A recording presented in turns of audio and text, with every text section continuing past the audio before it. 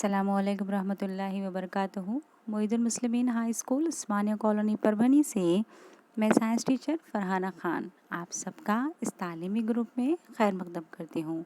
Class 8 subject science, topic health and diseases. Dear students, प्यारे बच्चों, health and diseases इस topic की शुरुआत हम कर चुके थे। इस टॉपिक का बहुत सारा पार्ट हम देख चुके हैं। चलिए आगे हम देखते हैं कि आज हमें क्या स्टडी करना है। लास्ट वीडियो में हमने यहाँ पर नॉन इन्फेक्शियस डिसीज़ेस देखे थे, जिसके अंदर हमने स्टडी की थी डायबिटीज़ और हार्ट डिसीज़ेस की। इसी के साथ साथ आज जो है हमको यहाँ पर देखना है मिस यूज़ ऑफ मेडिसिन्स, कि मेडिसिन्स का गैर ज़रूरी जो इस्तेमाल हम करते हैं या बेजा इस्तेमाल जो होता है दवाओं का, वो कैसे होता है। देखिए यहाँ पर जैसे कि आप स्क्रीन पर देख रहे हैं, sometimes some peoples take the medicines without prescription of doctors.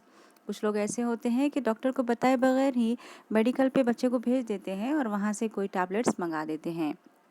Overdose of medicines में अफेक्ट द बॉडी.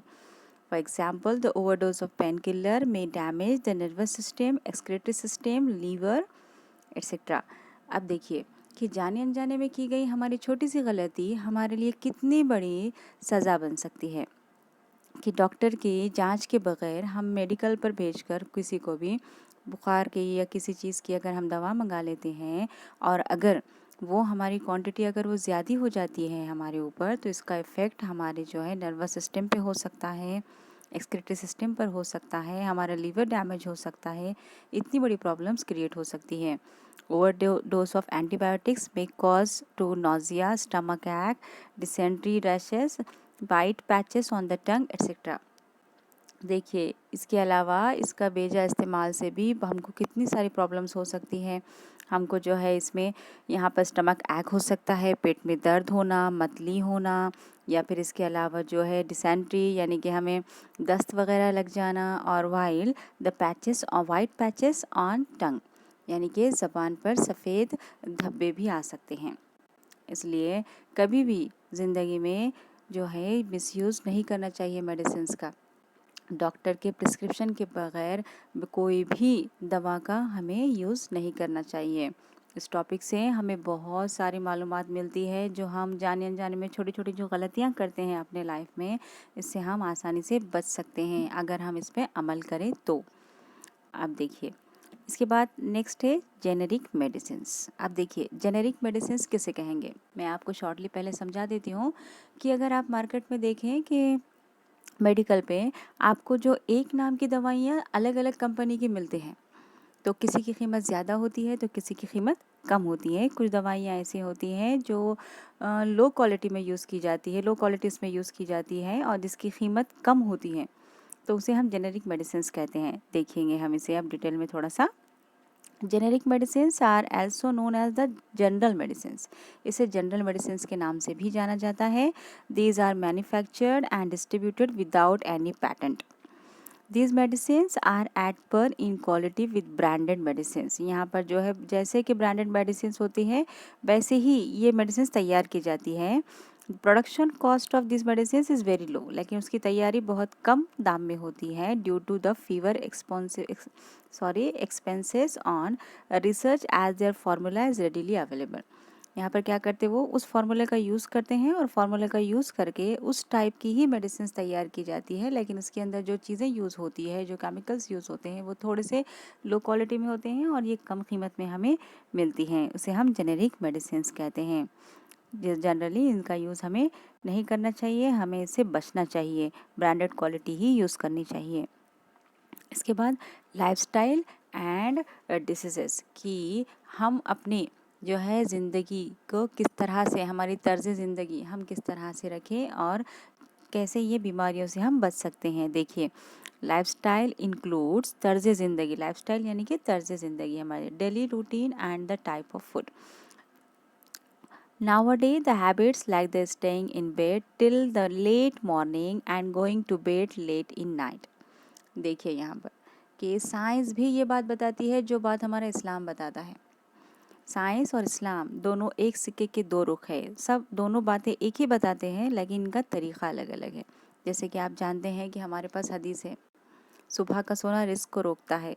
उसी तरह से यहाँ पर साइंस क्या बात बता रही है कि ज़्यादा देर तक जागना रात में और यहाँ पर ज़्यादा देर तक सोना सुबह में, ये हमारी ज़िंदगी के लिए बहुत ही ख़तरनाक हो सकता है।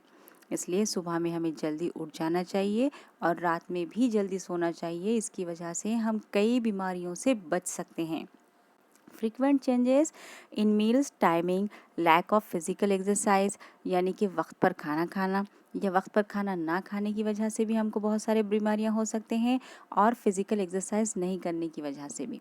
हमें हमेशा चुस्त तंदुरुस्त अगर हमें रहना है तो हमें वक्त पर खाना खाना चाहिए, एक्सरसाइज करना चाहिए, जल्दी सोना चाहिए और जल्दी उठ जाना भी चाहिए।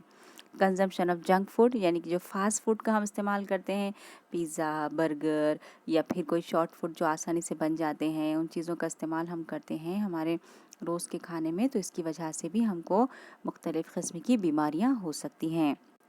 have been increased due to this the such peoples getting sick frequently, और ऐसे लोग हमेशा बीमार ही रहते हैं जो सुबह जल्दी उठते नहीं, रात में देर तक सोते हैं और वक्त पर टाइम पर ग़िज़ा नहीं खाते, एक्सरसाइज नहीं करते हैं, जंक फूड का इस्तेमाल करते हैं। वो लोग पूरी तरह से तंदुरुस्त नहीं होते, वो कोई ना कोई बीमारी में मुब्तला होते ही हैं।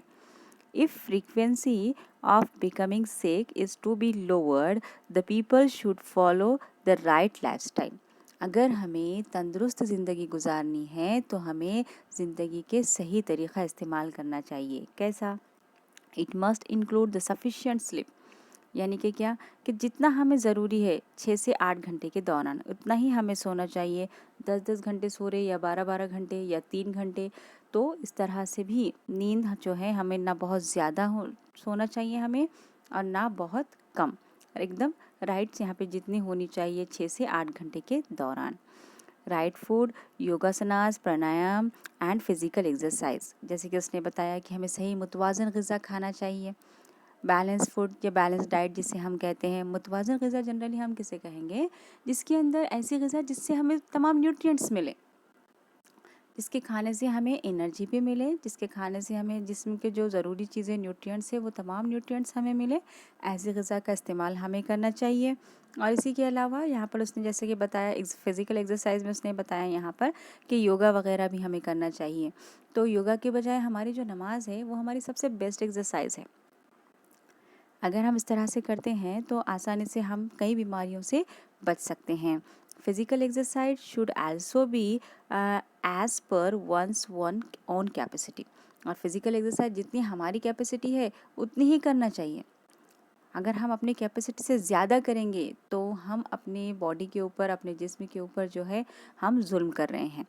इसलिए हमारी कैपेसिटी के हिसाब से हमें एक्सरसाइज भी चूज़ करना चाहिए कि हमें कैसी एक्सरसाइज करें हम।